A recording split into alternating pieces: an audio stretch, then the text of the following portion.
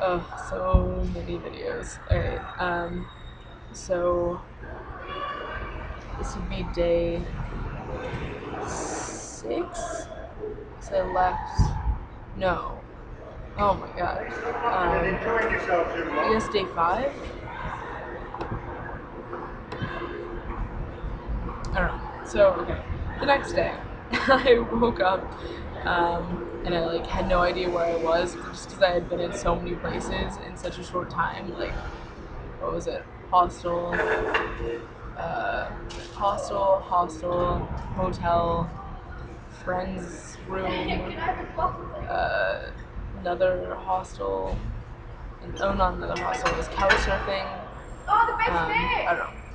So the guy I stayed with, his name is Giuseppe, and he's part of the couch surfing community. Couch surfing is it's like a free way for young people to travel, which is like it's kind of sketchy, but it's a website you can go onto, and there are a bunch of people who just like open their houses to strangers. So you go and create a profile, and you can ask someone to be your host, and they can accept or reject you. Like I got rejected from like 3 people, and then 2 just didn't respond to me. No, I got rejected from 2 people, and 2 people didn't respond to me.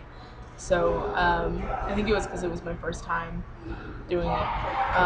But so I checked in this guy's profile, and he had a lot of really really good reviews. So it seemed really nice. So I told him I would bring him Czech beer if he let me stay in his place. He was like, without a doubt, you can come over. So he was really nice, from Italy, like I said before. Um, and he had like a guest room, which was awesome. So I had a free bed. Um, whereas like now in New York, I'm gonna be sleeping on the floor, probably with like 3 other people from Juniata who are also visiting. So that'll be interesting. Um, but he, um, so the second day, I woke up and he had left for work already, which was like really cool and like really trusting. He like just left me alone in his house. Um, So I wandered around, and he lives in this kind of gated community sort of deal, and it was the most confusing place I've ever been in. So I woke up late. I woke up at like noon because I just needed to sleep. And I was like, all right, all I need to do today is go to Tate Liverpool. That's my only goal for the day. So I like, got up. Tate Liverpool closed at 5:50. I got up at noon, left at 3. um, and then I was like, all right, well, it'll take me like an hour tops to get there. I ended up getting there at 5 because we got so lost in the gated community. Ended up asking like a bunch of people. This one guy ended up drawing me a picture of how to get out on the back of a drawing his daughter made him. So if I ever decide to start scrapbooking, that'll definitely be in it. But so I finally got out of the community, got onto a train, got into the city center, and I was like trying to talk to someone at an information center, like, where is Tate Liverpool? That's all I need to know. They were like, you want to go now? I was like, yeah, please, God. So they're like, well, it's a 15-minute walk that way, so just go that way. I was like, okay. So I started walking, went to another travel center, like information center. I was like, where's Tate Liverpool? And she was like, just keep going that way. It's past another museum. Just keep going. And I was like, okay. So we got there at 5.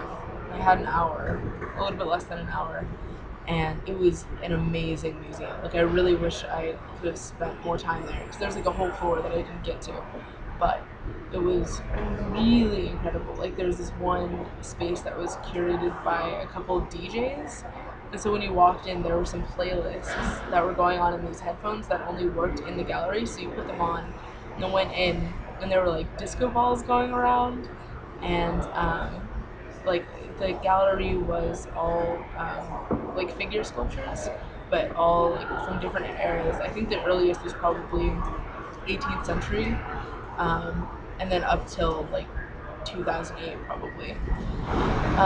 So it was really cool. And in the middle, one of the pieces was a dance floor, and you could dance on it and like have the strobe lights going and everything.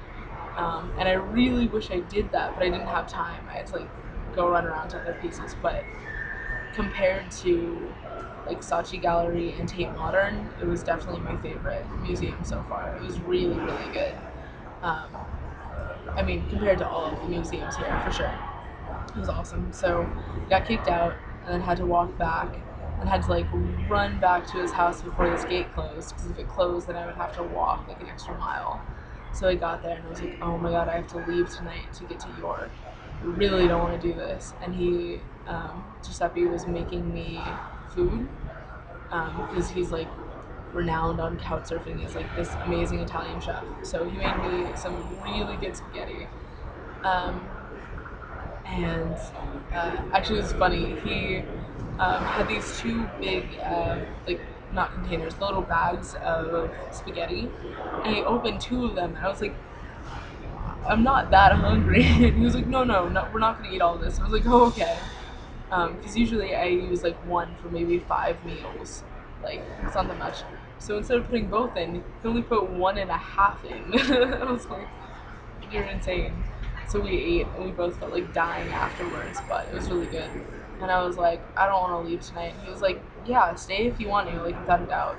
So I texted Alex and I was like, I'm really sorry. I told you I was coming tonight, but it's getting late. I would be much happier if I could leave tomorrow. She was like, yeah, that's fine. So I'm gonna go there really soon, actually. So I spent another night with Giuseppe, and the last couple hours we just ended up talking about traveling, because basically all he does is he like works for some American company as like an engineer, I think. And then on his weekends and any free time he has, he just travels like everywhere. He's been to every country in Europe besides like Finland or something. I don't even know if that's actually a country in Europe, but there's like one country he hasn't been to. Um, so he's like just a really really cool guy, and he was. I told him he could stay in my dorm in Brno, but it's like not a good place to stay. But he doesn't have like all of his weekends until like February are already booked up with trips. So he was a really cool guy to talk to. And then we ended up talking about like my trip after Christmas or like for Christmas. And he said I definitely need to stay for New Year's because I wasn't sure about it. I said that I wanted to go to Dublin. He was like, well, yeah, Dublin would be amazing for New Year's, or Amsterdam. I was like, that's a good point. So he really, really wants me to go to Amsterdam. Um, so we talked about flights and traveling and couch surfing, all of that, and it was good. It was really fun and productive, which was nice. So I need someone who knows how to travel. Whatever. Alright, so now I'm going to go get a taxi, get to Alex's place, hopefully. I don't know at this point. And then I will update again soon.